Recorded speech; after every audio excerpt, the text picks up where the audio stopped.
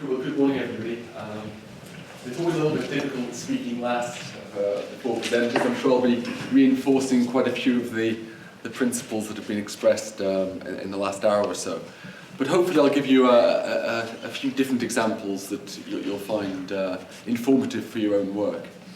As Victoria alluded to in the introduction, my work is actually looking at working with communities to address disaster risk. So we're very much from a built environment perspective. So we look at the design, the construction and the maintenance of buildings, spaces and places so that they are more resilient to different types of hazard that communities might face, whether they be natural hazards, whether they be security related, technical hazards, industrial accidents, for example. So we deal with different types of hazard threats and working with communities to increase their ability to deal with those types of issues. So what I'm going to do is just provide a little bit of context in terms of what types of issues we're addressing and some of the underpinning research that we've been developing and that has allowed us to make an impact. And I'll then also be talking about some of the engagement approaches we've used. And I think it's been mentioned a lot by the other speakers that it's necessary to engage key actors, key stakeholders during the research, not just at the end of the process.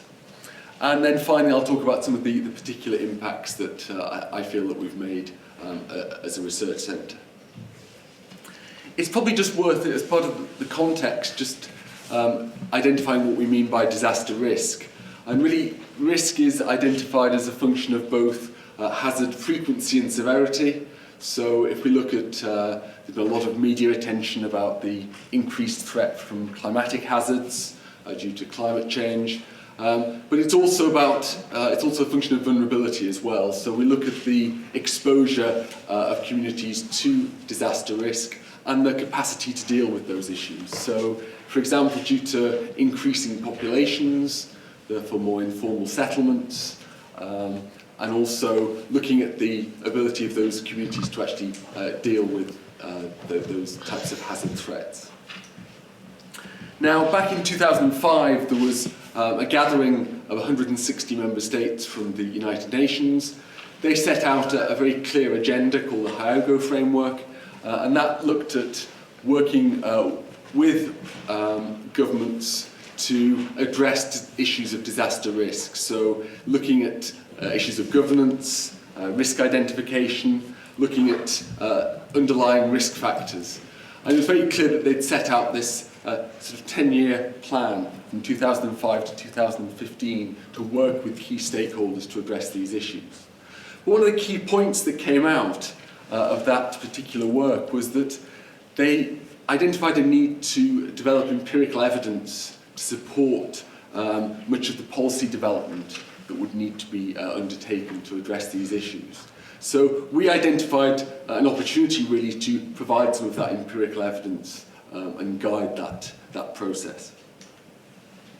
So what sort of research have we been doing since then? Well, the underpinning research, and I don't have a lot of time to go into the detail, but it's been funded from a number of sources. You can see from Europe, the British Council, the RICS, professional bodies of the construction industry, the UK Foreign and Commonwealth Office, and the UK Research Council. So we've received grants from a variety of sources that have funded our work.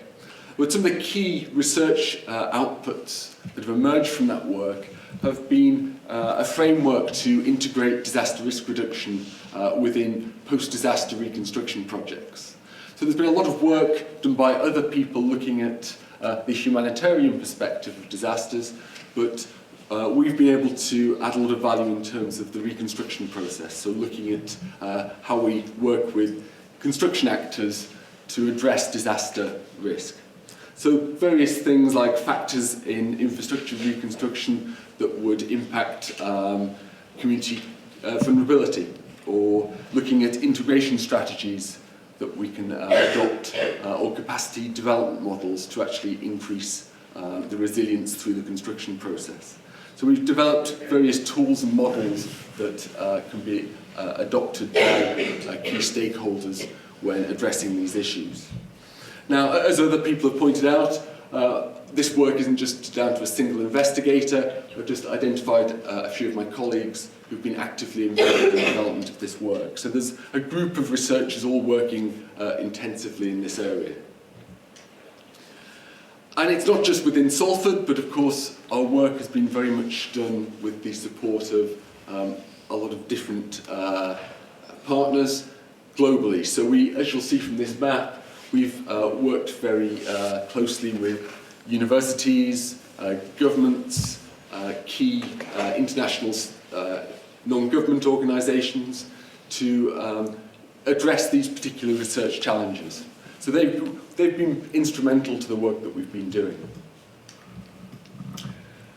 Again, a point that's been raised by the other speakers, one thing we identified very early on was that we needed to identify and engage key actors at the very start of the process. So we spent a lot of time mapping out who we saw as the key stakeholders that would allow us to address these issues. And we engaged them during the formulation of the research programme and also during the research programme. So it started very early on in the process. And we held things like roundtable events. So for example, this was a roundtable event with the construction industry in Sri Lanka. So we were getting their input at a very early stage of the development process.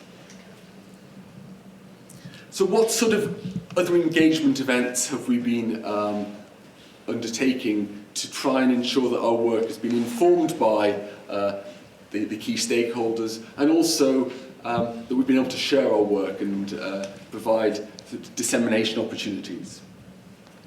We've held an international conference series, so we've had 3 events every 2 years, which has allowed us to bring together key stakeholders from industry, from academia, and also from government. We've identified key decision makers. So when we've been and held a conference, you can see here in Sri Lanka, we've invited key government representatives to come and speak at that conference.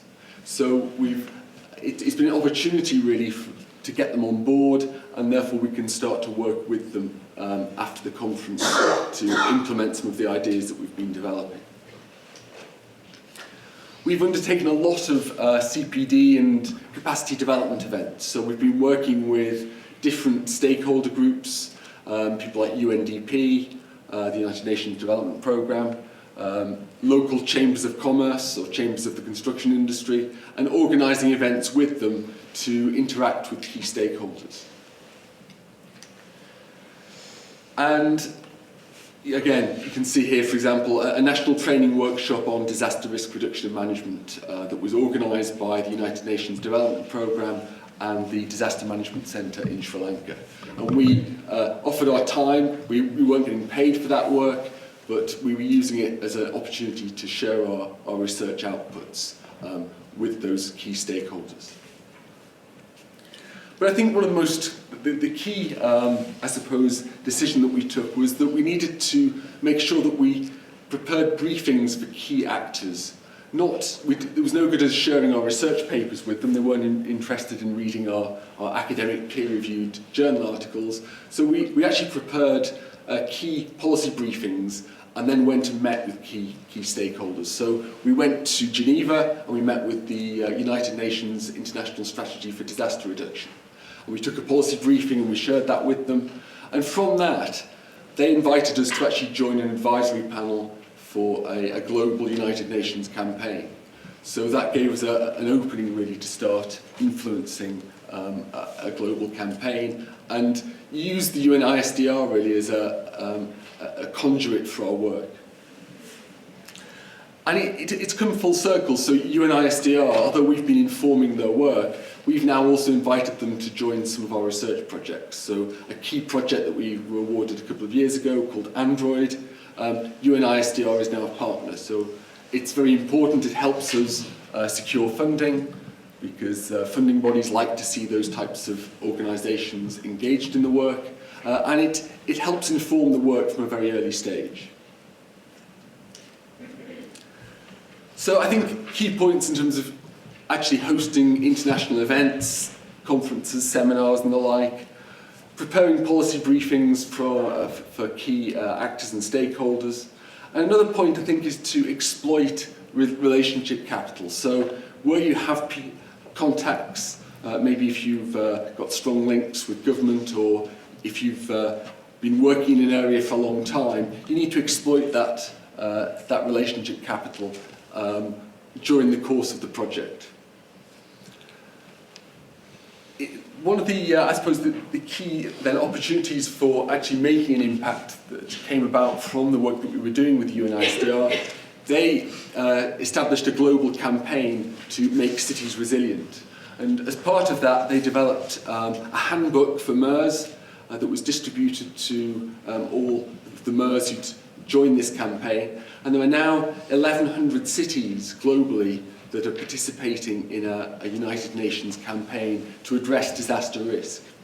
And they invited us to incorporate some of our research findings into the handbook. So now our findings are actually being implemented by local governments from all those sort of different countries. And so that was a huge opportunity to show our work and get it implemented in a practical setting. And it's not just been the UNISDR, we've also been working with groups like the Asian Disaster Preparedness Centre. They asked us to provide input to a practitioner's handbook. Again, that's being shared with all of their members within the South Asian region. And another example was the UNDP, United Nations Development Programme. They asked us to write a handbook on social transformation based on our work in Sri Lanka. So we've developed that, and that's now being adopted and used by UNDP in different countries. So because of the types of work and a lot of these events that we've been attending, we've then been asked to contribute specific work to the types of guidelines and handbooks that these organisations have been developing. Because of the work that we've been doing in these areas, we've been shortlisted for various awards, like the Times Higher Education Award for International Collaboration and the Guardian University Awards. And we were also recently nominated for the UN Sasakawa Award, which was looking at organisations that are contributing to addressing disaster risk as part of their campaign. So I think we've been very successful in engaging with these types of organisations and building collaboration to make an impact. So just a few sort of key points to finish with. I think, why have we focused upon impact? Well, I think firstly we have a responsibility to society. It's pretty evident that the type of work we're doing lends itself to making a practical difference. And I think we have a responsibility. We're receiving funding from a lot of organisations. They want to see that we're actually making a positive contribution to society.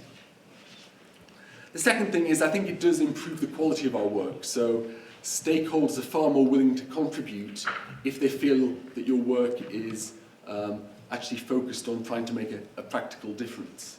And I think that's why we've been successful in actually engaging stakeholders. Of course, it's helped us meet university and school objectives in terms of things like the National Research Excellence Framework. But the other fundamental point is, I think looking forward, it's what funders want, it's what they expect. So when you're looking to obtain funding, the impact that your research is going to make will be a key criteria when actually determining funding decisions. And a few concluding remarks. I think that, like the others have said, it's been very much a case of us considering impact at the start of the project, in the conception of the project. And we've looked at techniques called things like the theory of change, which is very much looking at mapping out a sequence of events that will actually lead to a desired outcome. And you may want to look at that type of approach, and it might help guide your own development of impact plans, for example. Early engagement of key stakeholders has definitely been critical. They want to be involved from the beginning, not just dictated to at the end of the process. And I think, just a final point, I think we've been quite quite successful thus far in making an impact, but we have a long way to go. So we haven't really got to the stage where we can measure the impact of what we've done, and that's something that we're very conscious of, and we're going to start looking to address in the years ahead. So there's certainly a lot of work to be done in this area, and I still think we're at that early stage of understanding how best to properly understand the difference we're making on the ground. Okay, thank you.